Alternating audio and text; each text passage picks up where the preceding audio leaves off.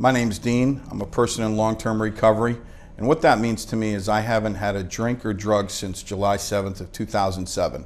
And as a direct result of that, I've been able to become a productive member of society, a dad to a beautiful little boy, become employable, I stopped going to jail, and I host this show, Inside Addiction.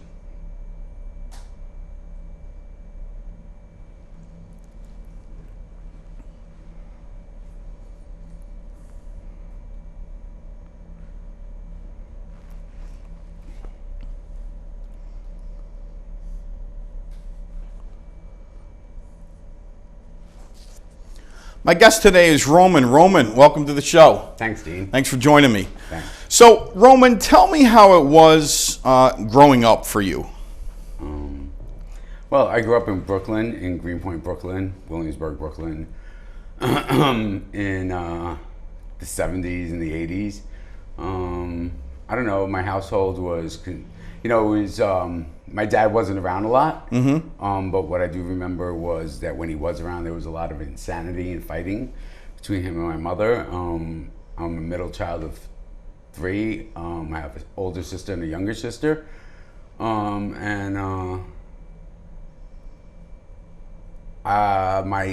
dad left when I was around 6 years old, and well, let me just say this: like, my mom and dad are Latin, and that just says a lot, I mean, as far as like my dad was like very much his mo and what do you call it, like the Latin household, like it was like what stays in the house, what happens in the house stays in the house. So that was a culture that you grew up in. Oh, absolutely, yeah. So my dad left when I was about 6 years old, and my mother had to go to work to support us 3 kids, and my older sister took care of the household, and I sort of like hung out and ran the streets. Would you say? I started hanging out at a pretty young age. I could say that I never really felt comfortable in my own skin, and I realized at a young age also that I was gay, and I had a lot of insecurities about that, and I really struggled with that for a really long time. And so, I started hanging out in the park with the older guys, and like, I was a young guy that was like hanging out in the park, and they were like, "Oh, here, give him some beer and stuff," and and weed, what I mean? So I believe I picked up, first time I used was around like 8 years old. So just a couple years after your dad kind of walked out. Correct. Yes. So were you going to school? How was school when you were growing up? Well, I was in Catholic school from, first to the 8th grade.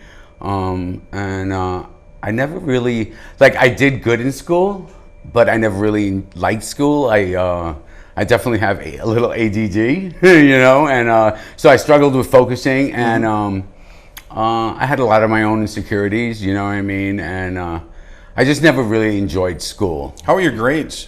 My grades were okay, like I did okay. I wasn't a student, but I wasn't I wasn't flunking out either, Right. Did you have friends in school, or you kind of just gravitated towards the older kids that were hanging in the park? I gravitated more towards the older guys in the park, and and I graduated 8th grade by the time I was like 13, so by that time I had been using like on a regular basis pretty much. So you started drinking and smoking weed at what age? 8.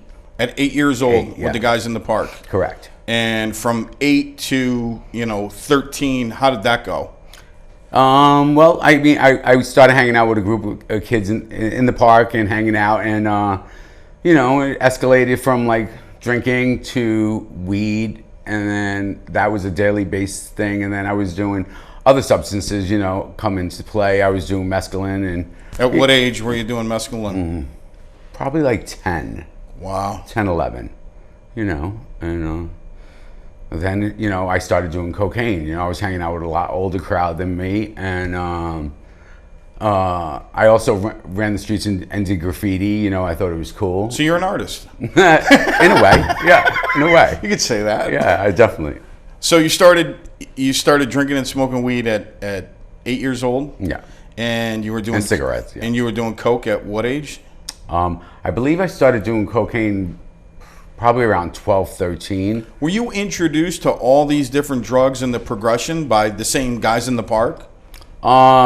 No, by that time I had been hanging out with a group of people that wrote graffiti, and there was a couple that, what do you call, were older, a friend of mine, and him and his wife.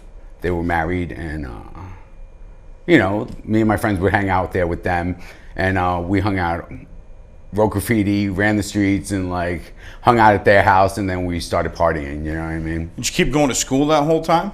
I went to school up to the 8th grade, and I got into 9th grade. I went to aviation high school, and in 9th grade, I wasn't really going to school. Like, I was just hanging out and like getting high and like just You were there. hanging out in the bathroom and in the schoolyard getting high pretty much, and I wasn't going. And by 13, I decided to drop out. That was in the 9th grade, so I dropped out of school. What did your mom think of that?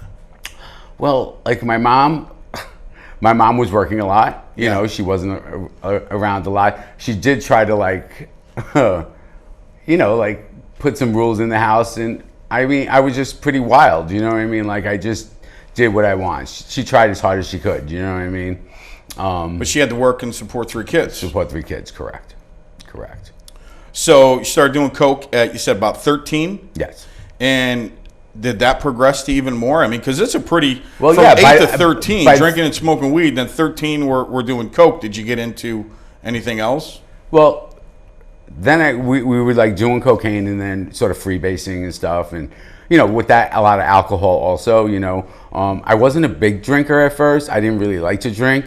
But cocaine would help me to drink more, you know what I mean, and go around the clock, and that's what I did.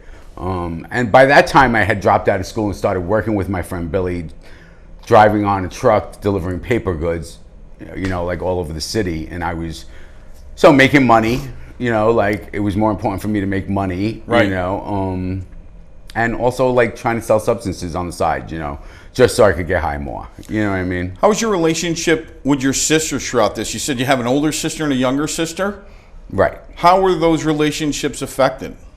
I wasn't really close to my sisters, Gotcha. like back then at all. Like, my sister was taking care of the household while my mother was working, and you know, we would watch my little sister here and there. Like, mostly my older sister did all that, so she was sort of like the mother figure.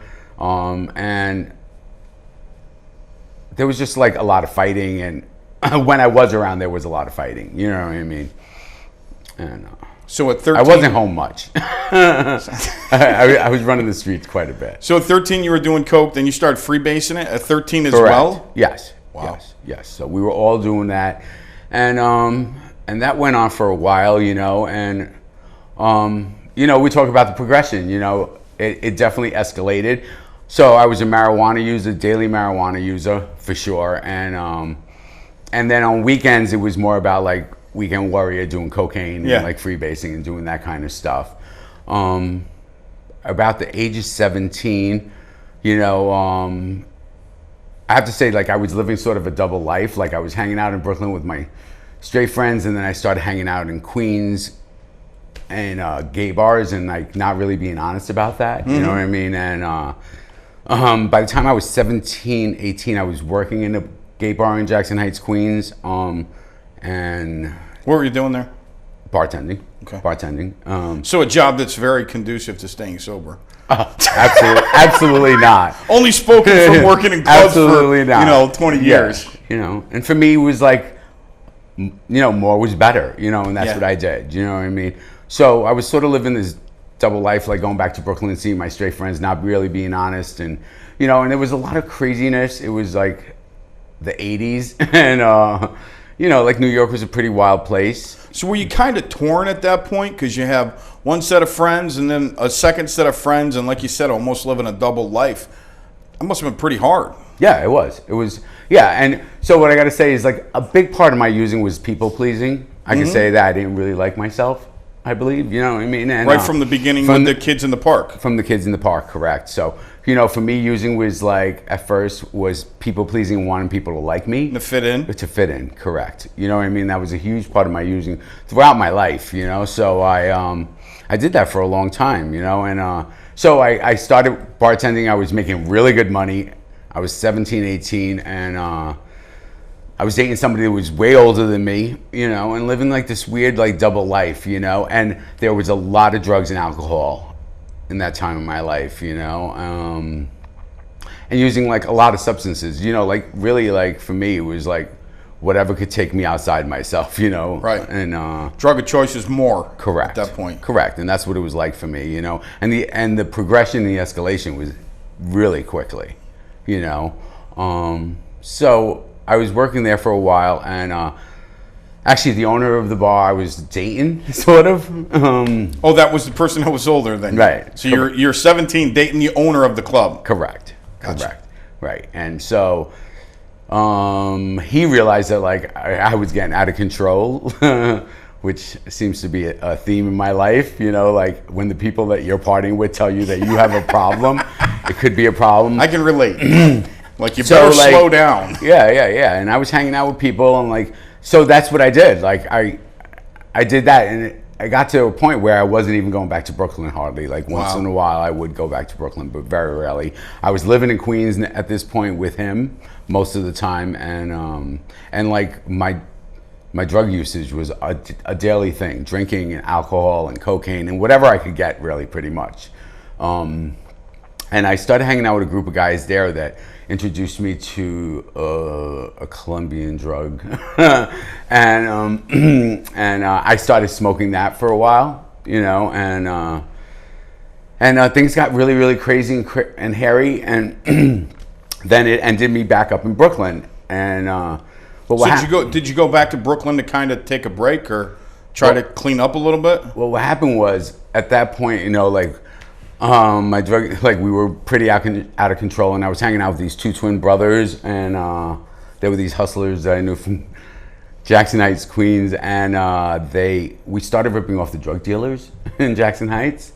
We were doing this drug called Bazooka, and so what we would do is we would call the cops on the drug dealers, and they would throw their bundles underneath the car, and we would grab their bundles and then take off. That's quite the entrepreneurship. Right. Until they found and then they found my two friends. They were dead in the schoolyard. Like one had been chopped up, one got thrown off the roof of the schoolyard, and I got like really freaked out, and I went back to Brooklyn. Like I just did, you know what I mean? So how old was everybody when those two guys basically got well, murdered? they were in their like mid-20s. Wow. You know, I was probably like 19 at that point, 18, 19. Yeah. So that was, I'm guessing, your big wake-up call, and you stopped using and have never used since? No, not really. So at that point, I went back to Brooklyn, and I tried to clean up my act. Did you go back with your mom and your sisters, or? I did for a minute. They, you know, like, I got an apartment in Brooklyn then, and what happened was I went to school for hair while I was living with him because he didn't want me bartending anymore. He was like, you can't, like, you're out of control. So I went to haircutting school and partied throughout that whole time. And so I had got my hair license. So I went back to Brooklyn. I got a job there. I was trying to clean up my act and sort of trying to control using, you know. That always works well. It didn't. You know, it was the early 80s and crack cocaine hit the streets, you know, and I couldn't get my substances in Queens anymore. So I went to...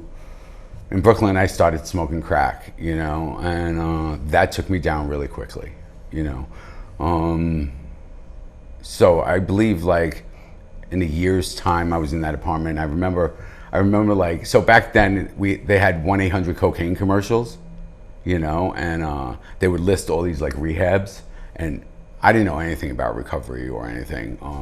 I had hit, you know, like a really bad bottom. Like I remember sitting in my apartment, there was like what I hadn't sold or gotten stolen. You know, I had this tiny little television. Like I remember sitting on the floor of my room and I had just come off this like insane run. And I was like pretty suicidal. Like I was depressed most of the time. I was using all the time. My family didn't really want to know me, you know, and I had hit a pretty bad bottom, you know what I mean? So I started calling numbers from that list. And so back then there was TCs. Well, therapeutic community. Correct. And they were TCs back then. Sure were.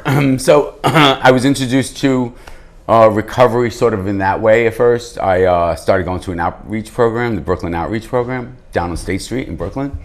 And I would go there twice a week, and I would leave there, and I would go get high, like, you know. And finally my counselor was like, well, this isn't really quite working out for you. And so he says to me, he's like, well, we have this really beautiful facility upstate. You know, it's really nice to have a pool. And so I'm like some kid from Brooklyn, and like, I didn't have a pool. And I was like, yeah? I was like, all right. And so I came upstate, and I was in a facility called Parksville. It was about 200 something residents. And it's a big place. Yeah.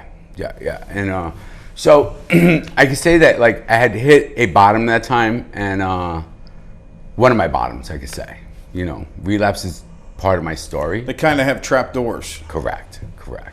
You know, and so I actually stayed in the program, and most of it was out of fear, and it was out of, like, wanting to do it for other people, I believe. Right. You know, and I never really totally got honest or did any inside work, I believe. You know what I mean? And you know, I graduated after 3 years. I was there for 3 years. Wow. A residential program?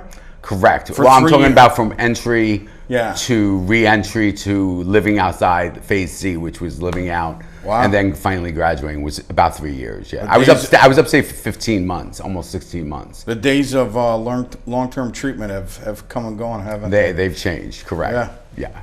Yeah. So I mean, I could say that I definitely got a lot out of it. Sure. But Planted seeds. Yeah, Yeah. absolutely. You know, it definitely taught me a lot about things that I still use today, you know, to help me stay sober. Right. You know, but I had negative reservation of using. You know, I was young, and I didn't think, you know, back then they were actually still giving people drinking privileges in Daytop. Yeah. You know, Yep. and it wasn't geared towards 12-step programs or anything like that. And It's an interesting concept of harm reduction. Stop smoking crack and we'll give you drinking privileges. correct, right, yeah. Lots have changed. Yes. So, like, I thought I was a drug addict, you know what I mean? I was like, I could handle alcohol, you know? Yeah. But so like 3 years, literally the day after my graduation, I went out and I relapsed. Wow. After being in a program for 3 years. 3 years, yes. You know, and so I went out and I got really freaked out. I got scared, and Yep. I called up somebody that I knew that was in working 12-step programs that had been sober for quite a while. And I remember calling him and saying, you know, like, I went out and relapsed. And so he's like, So "Are you done?" it was a quick turnaround. Oh, correct. I literally went out for one night. Wow. And I was a little freaked out, like really scared. And I knew I didn't want to go back to what I was doing before. So I started going, what do you call it? I started going to meetings and 12-step programs. And you found a home. Yeah. So So, you know, like, I came into the program and my life got amazing. Like, you know, you know, you start getting things back. Like, life gets good. You know, I could say that I never really fully. What I could say is that I thought that, I thought a relationship and a house and a good job and a career was going to keep me sober. Yeah. You know, and my life got All good. all those external motivators. Correct, If I only correct. had this, if I had that. Correct, absolutely. And so, you know, it worked for a while. Like, I was around for a while, and, you know, I would go to meetings here and there. I didn't get honest. I didn't share. I still didn't want you to know me. You know, there was a lot of that fear Still really there. guarded. Correct. Do you think not only as a person in recovery, but also as a gay man? Correct. Made it difficult for you? Made it difficult, sure, yeah, you know what I mean? But, so I got into, I got into a relationship, and I got an amazing career. I started working, got a great career. I got houses, you know, and, you know. Houses, plural. Yes, correct. Yes. So things turned around. Oh, absolutely. Got a great job doing hair. Absolutely. You know, and then I sort of switched, you know, like I switched one addiction for another. I became sort of a workaholic, you know, and that became more my priority in my relationship, you know, and I was, working all the time, and so I stopped going to meetings and stopped doing the things that I was doing at the beginning, And what do they say? Anything you put in your recovery? In front of your recovery, that's right. Yeah, I learned that the hard way, But I was sort of sober, like abstinent for quite a long time, actually.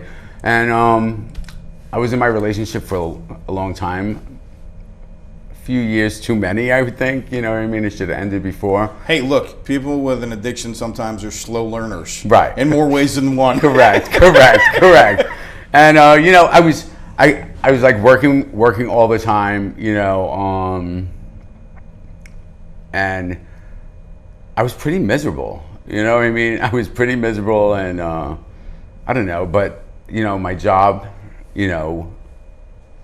became a priority, and so what happened was I stopped going to meetings. I was working all the time. I was in this relationship that I was pretty unhappy with towards the end of it. I mean, we were together for a long time, and it was great for a long time, and then it stopped being great, and I wasn't going to meetings. I was working all the time. I was traveling for work on weekends, and like for me, I'm an alcoholic, a lot of I believe that I relapse before I pick up a drink or a drug, in my attitudes and things I'm doing. I was sneaking around, I was cheating on my relationships, being dishonest, and just very unhappy, and for me, like when I'm in a lot of pain and unhappy, using go back to Old Faithful. Correct. Seems like a good idea. So you relapse. I did. Hard? Well, they talk about the progression. Yeah. So I was, I remember I was sitting at a bar. I was on a business trip on the weekend, and all my coworkers knew I didn't drink. And I ordered a drink, and I had a drink, and my coworkers like, "What are you doing?" I was like, "I got this. I'm good." In a matter of weeks, I was, drinking and sneaking around doing cocaine again. Right back to where I left off. So how long was that? Was that a run or kind of a quick turnaround? No, that was a run. That was a run. And how long did that last for? That was my last big run there. So from the beginning to the end, it was about close to 5 years almost. Wow. And so my job, my boss knew, that I was sort of in recovery, and she found out that I was using. She was not very happy. And she was like, "I think you need to take care of this." And I was like, my ego got in the way, and I was like, "Well, screw you." Yeah. And I walked away from my job, and I broke up my relationship, because I was drinking and using. And what happened at that time, I was traveling every weekend. I couldn't really do cocaine, so I met somebody I was sleeping around with that introduced me to crystal meth. And I thought it was a good idea, And I could tell you that sort of took me down just as bad as the crack did. Right. I sold my house in Brooklyn, broke up my relationship. I decided to come up to my weekend house in Wyndham and to get my life together, to figure things out. And 5 years later, I was right back at that place where I was in Brooklyn years ago. Alone, suicidal. My family was out of my life, I had been using on a daily basis, and just wanting to die, you know what I mean? I really believed I was going to die on that mountain as an addict and alcoholic, so. So what changed? I got sick and tired of being sick and tired, I remember I had been trying to figure things out. I had no insurance at the time, and I remember calling a friend of mine, and she was just like, "Get in the car and get yourself." I had been calling detoxes and stuff like that. I had been using every day for 4 years, a lot, and I don't know. I ended up in St. Peter's detox in the emergency room. They put me into detox, and then they got me into an intensive outpatient, and that's where this journey began, I mean? I could say that I had hit a spiritual bottom that I had never hit before, and it was very different for me. I hadn't lost everything financially, but spiritually I was pretty bankrupt, and I had to make a decision. Like, I had to realize and get honest with myself that I had never really tried to fully commit myself to this. Yeah, well, it's half measures avail us nothing. Correct. Tell me about Roman in recovery. I don't know. My life's amazing today. So many gifts. I have my family back now today, which didn't speak to me throughout that whole time. I have some amazing friends in my life. I started doing some inward work. Let's see. I do a lot of service work in recovery, which really helps me a lot. Which is something that I was not willing to do. We keep it by giving it away. Correct. What's the best part of recovery for you? There's so many good things about recovery. Right? It's hard to narrow it down. Yeah. I mean, the biggest, honestly, when I came in this last time, I remember I couldn't stop. I was pretty broken, and I was a mess, and today I don't have the desire to use, I don't have those chains. That's a beautiful thing. It was like a full-time job for me, you know what I mean? And more, So not having the desire to use, the freedom of not having that, is a miracle. Roman, this is your camera right here. If somebody's watching and is still that sick and suffering person, what would you say to them? Well, first of all, for me, for a long time, I didn't understand that alcoholism and addiction is a disease. I had all that shame behind using and all the things I had done behind that. So if you're using and you're suffering from addiction or anything, that there's hope and there's help. Just reach out. There's a lot of ways to be able to get sober today and get recovery in your life, and just ask for help. For a long time, I think my ego and my pride just kept telling me that I could handle this, and you know what, I could not have done this alone, so if you're struggling with addiction or alcoholism, that there is a solution, that there's hope, and just to go out there and ask for help. Yeah. Roman, thank you. Thank you.